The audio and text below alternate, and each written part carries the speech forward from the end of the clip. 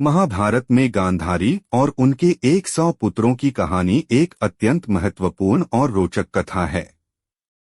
गांधारी हस्तिनापुर के राजा धृतराष्ट्र की पत्नी थीं, जो जन्म से अंधे थे। गांधारी अपने पति के प्रति अत्यंत समर्पित थीं और उन्होंने भी अपनी आंखों पर पट्टी बांध ली ताकि वे अपने पति के दुख को साझा कर सकें। गांधारी के 100 पुत्रों का जन्म गांधारी ने भगवान शिव की तपस्या कर उनसे वरदान प्राप्त किया कि वे 100 पुत्रों की माता बनेंगी। समय के साथ गांधारी गर्भवती हुई, लेकिन उनका गर्भ 2 वर्षों तक नहीं ठहरा।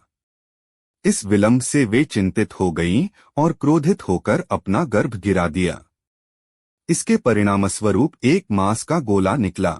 ऋषि वेदव्यास ने गांधारी को शांत किया और उस मास के गोले को 100 भागों में काटकर घी से भरे 100 घड़ों में रखने का सुझाव दिया।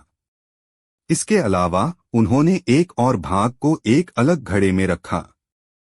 एक निश्चित अवधि के बाद उन 100 घड़ों से 100 पुत्र उत्पन्न हुए, जो कौरव कहलाए। इसी प्रकार एक घड़े से उनकी एक पुत्री दुश्ला का जन्म हुआ। कौरवों के नाम और विशेषताएं।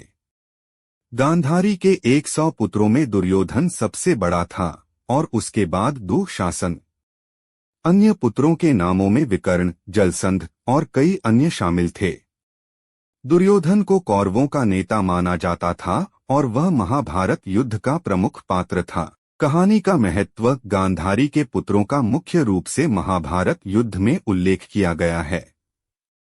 कौरव और पांडवों के बीच युद्ध धर्म और अधर्म के बीच संघर्ष को दर्शाता है। अंततः सभी कौरव युद्ध में मारे गए।